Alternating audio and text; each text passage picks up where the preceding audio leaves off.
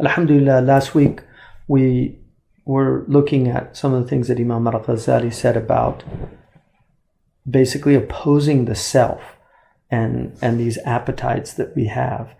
And I mentioned at the end of that podcast that I'd like to talk next week, and here we are, about how we can really fight these things and how we overcome them. And the first thing I want to say is that there was a debate amongst the ancients about nature and nurture. Are we just victims of our nature, and can we actually nurture ourselves or be nurtured out of these basic tendencies that we have? And the answer to that in our tradition is that even a dog can be taught to hunt for you, and a falcon can be taught to hunt for you. That we can actually train animals and change their nature so that they become. In fact, with knowledge, the dogs, even though normally you would not eat from a dog, but if a dog is mu'allam, if it's taught, and that's the actual word that the Quran uses, if it's taught, if it has ilm, then it's elevated to a higher status, and what it hunts is halal.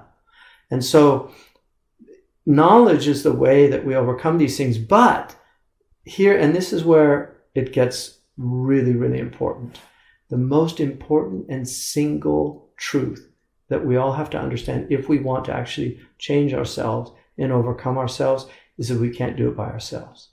That is the most fundamental truth. If you think that you can change, then not only do you have pride, but you will never be able to conquer yourself. You will never be able to overcome your appetites. You'll never be able to overcome whatever tribulation you have. The only way that you can do that is through supernatural power. And that supernatural power is from Allah subhanahu wa ta'ala. And that's the imdad that Allah subhanahu wa ta'ala gives us. Allah is the one that can enable us to do that. Without Allah subhanahu wa ta'ala, you cannot do it. And so people try and try again and again and again. And I keep failing. I tried so many times. Exactly, you tried because you did not rely on Allah subhanahu wa ta'ala. But if you rely on Allah subhanahu wa ta'ala, then you can overcome it. And one of the things that secularists hate is that the single most successful addiction treatment program is the 12-step program. And the reason why it's successful is because they begin by admitting their powerlessness to overcome their addiction. They have to acknowledge a power greater than them. And that's the only way that they can do it. And that's why it's successful. That is the single reason that it's successful. And they use a prayer. The prayer that they use is the prayer of Reinhold Niebuhr, who is probably one of the most famous Protestant theologians of the 20th century, at least in the Western Hemisphere. But he wrote a book called Moral Man in an immoral society, in which he argued that a lot of sinfulness is because everybody's doing it. That when you have a society that is moral, people tend to be more moral. But when you have a society that's immoral, people slip into sin much easier. And that's why it's a challenge for righteous people to be moral in an immoral society, because they're going against the grain. But how do they do that? How do we become moral beings in a culture that is constantly assaulting us with gluttony, with lust, with envy? I mean, it's amazing how they use envy to sell products and to make you envious of what other people have. Lifestyles of the rich and famous. All of these tools that they have in their toolbox become powerless when you acknowledge La hawla wa la quwwata illa billah. There is no power. There is no power to do obedience. La hawla an al-ma'asi wa la quwwata ala ta'a. There's no way to avoid obedience, and there's no power to enable me to avoid disobedience. There's no ability to avoid disobedience, and there's no power to be obedient except with God. except through God. That's one of the meanings of la hawla wa la quwwata illa billah. And so Ibn Ata'illah says something amazing. He says, من استغرب أن ينقذه الله من شهوته وأن يخرجه من وجود غفلته فقد استعجل قدرة إلهية.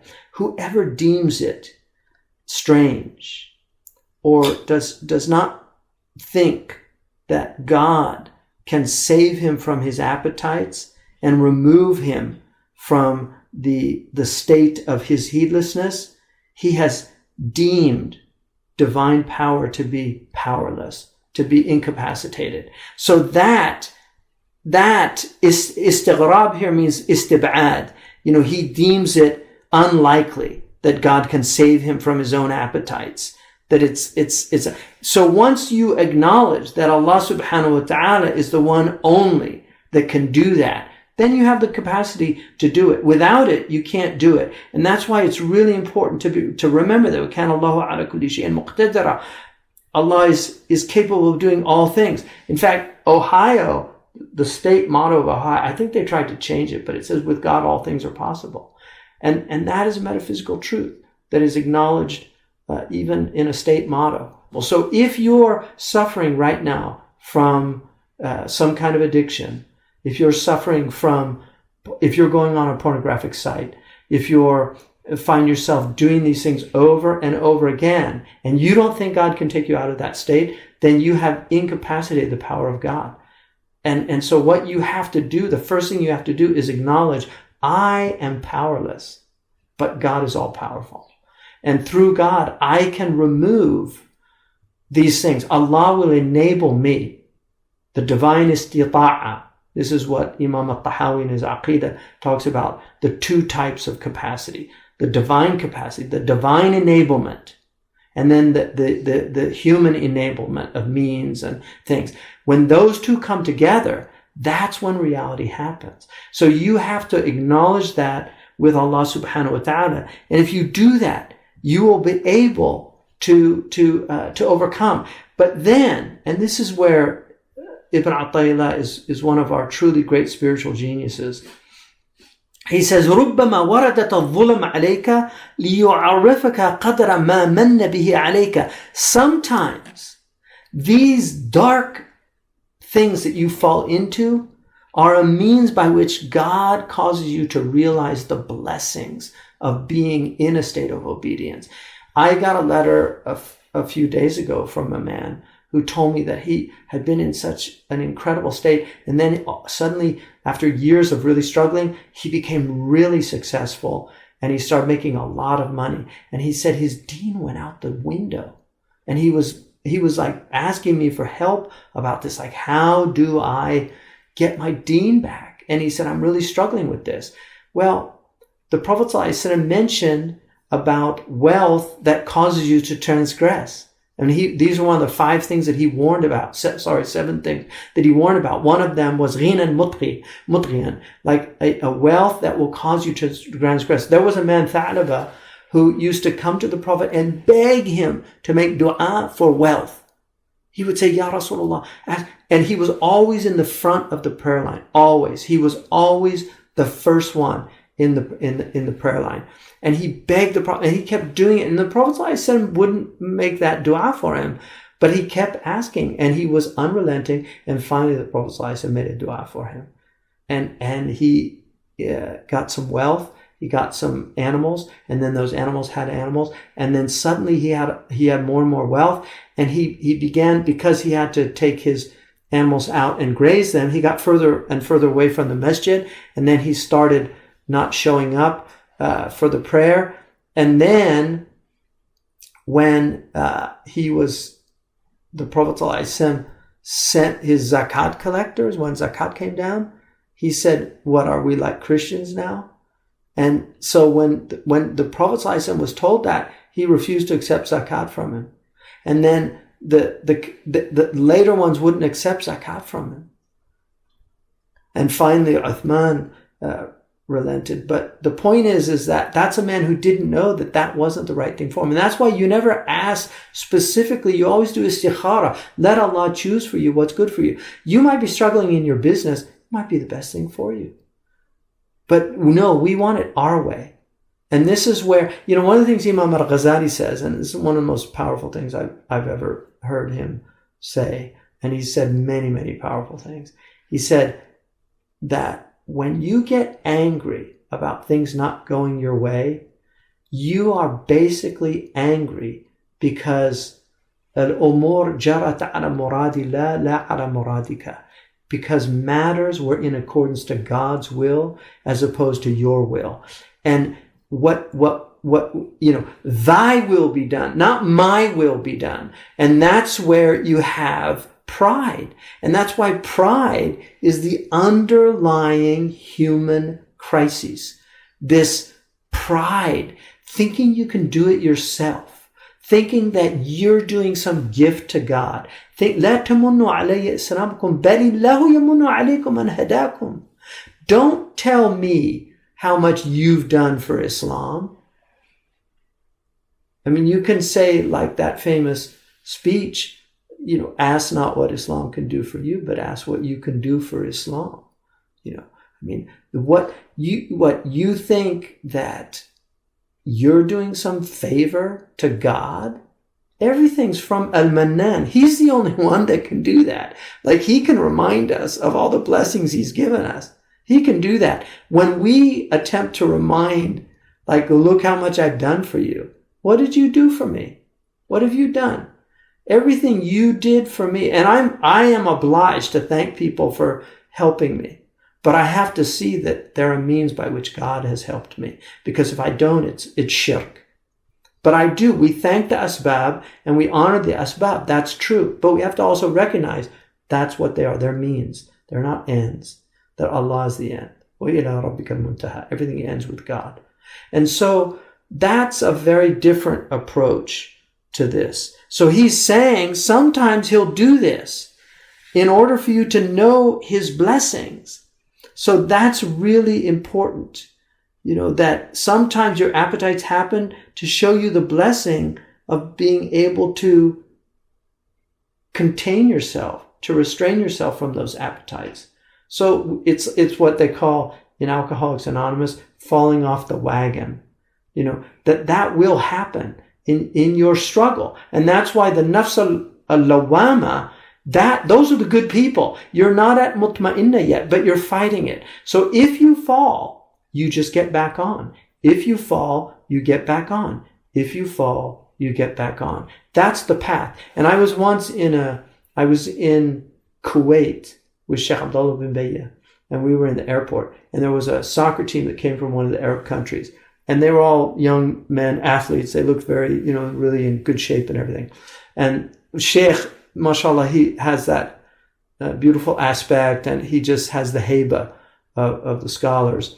And we were sitting, and this athlete came up to him, and he was wearing these athletic clothes with the team name on it. And he came up and he kneeled down before Sheikh Abdullah bin Bayya, and he told him, he said, I struggle constantly with sinfulness. Astaghfirullah, I do things and then I make tawbah, and I go back and I do things, I make tawbah. And I just feel disgusted with myself. And Shaykh Abdullah looked at me, he said, Istamir. Keep going. Keep struggling. That's it. There's a hadith Qudsi that the Prophet said, Sallallahu Alaihi Wasallam said that Shaitan swore an oath to God, I will lead all of your servants astray. And I will uminnihim, I will put in them desire for sin, and they will sin. And Allah said to Shaitan, and as long as they turn back to me, I will continue to forgive them. So it's that's it. That's the path. It's like you fall, you get back up, but you don't let Shaitan win. And the way you don't let Shaitan win is you keep making that tawbah with an azima to conquer your appetite. And you will do it. It can take Ibn al-Munkadir, who's one of the great scholars of Islam. And he was really considered one of the greatest of the Tabi'een. He was amazing man in Medina. He was Imam Malik's teacher. And Imam Malik ibn Anas said, we used to go to Ibn Munkadir and we would feel contempt for ourselves for weeks after sitting with him because he was so amazing. Like his spiritual state was so exalted. Ibn Munkadir, I mean, this is a man who Malik ibn Anas was in awe of. He said, I fought myself for 50 years before it finally surrendered.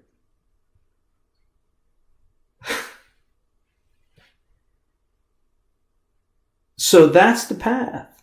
It's that struggle.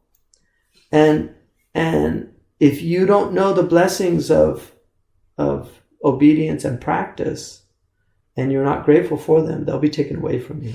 And that's why his next hikmah is من لم يعرف قدر النعم بوجدانها عوقب بوجود فقدانها.